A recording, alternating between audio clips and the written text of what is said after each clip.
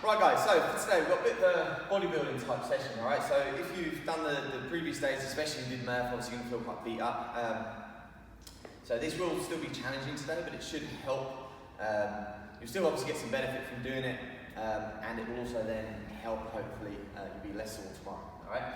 Two versions, we've got like a heavy and a light version for this first bit, depending on what implement you've got, alright? So if you can do the higher reps, then that just makes you do the light version. If it's a real challenging weight to be done perfectly, then we go on the heavy, alright? So with this being a bodybuilding type session, it's not for time or anything like that, it's more for quality. You don't want to be maxing out to get to these numbers, especially on the first round, alright? It should be like at the point where it's challenging, but you can still move pretty much perfectly, alright? So the first one, the bent over row, when you do that, you can use your the hand that's not doing anything to help support and limit any twist.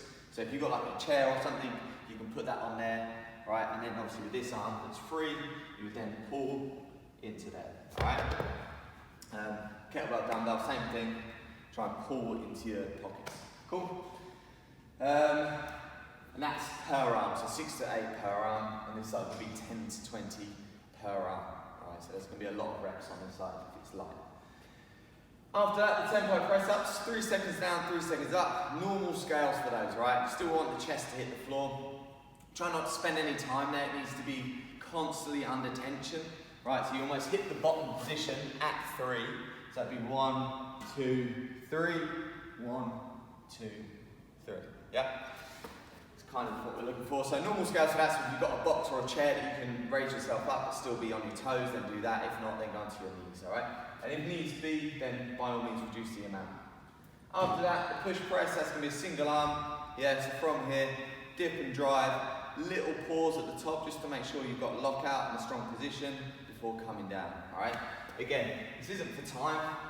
So from there, dip, drive overhead, make sure you've got control, and then same on the way down, all right? Don't feel that you need to like rep them out as if you're in like a workout.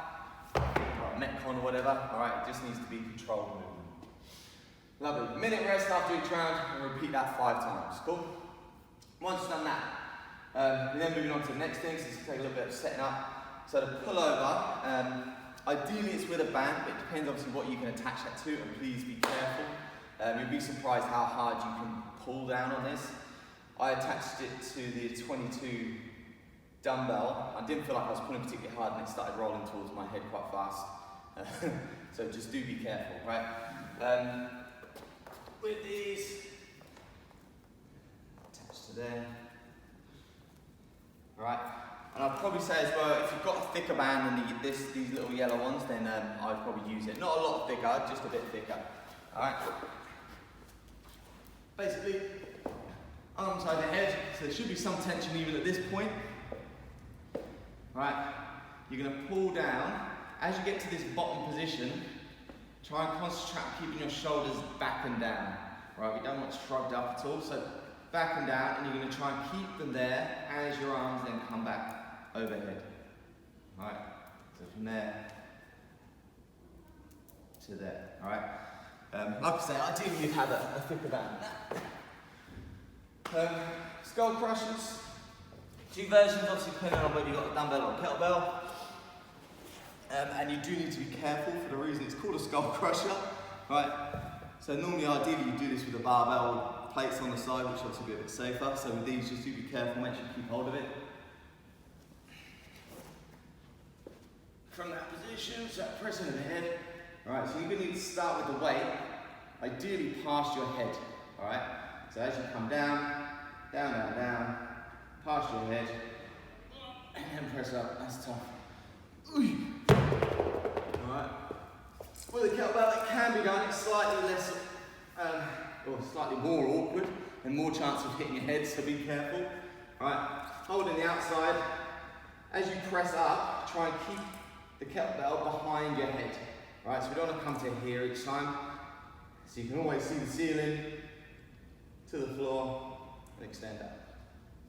Yeah, these skull crushes, and then the tempo goblet squat. So holding whatever you got, It's going to be a real slow descent, so 5 seconds should take quite some time, especially if you can position yourself in front of the clock. 5 seconds is going to take ages, it'll feel like ages. Right, once you're down there, try and stay as upright as possible, hold for the 10, say that's 10 seconds, and then bonk, stand up fast as you can, all right? And that will count as 1 rep. You can do 5 of them before a 2-minute rest, and then that repeats itself 5 times, all right? With things like the skull crushers, if you can do more, then by all means do, all right? We're going for quality of movement here though. It's like I say, it's a bit of a bodybuilding session, so you don't necessarily need to max out every set, but it should be a bit challenging. Cool, in terms of warming up for that, pass-throughs rather.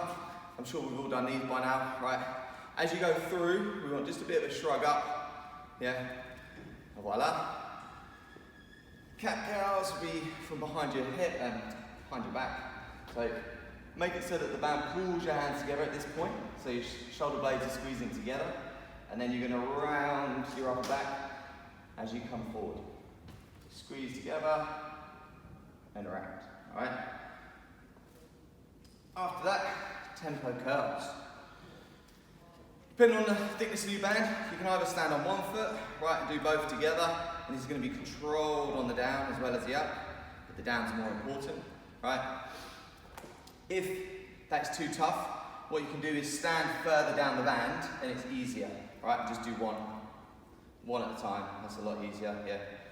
And you can stand as high or as low on that band as you want then. All right? Just a few reps on there, just to get things moving. And then the overhead pull apart will be band here, so it needs to be quite a narrow grip, and you pull apart till it comes to behind your neck. All right? Enjoy.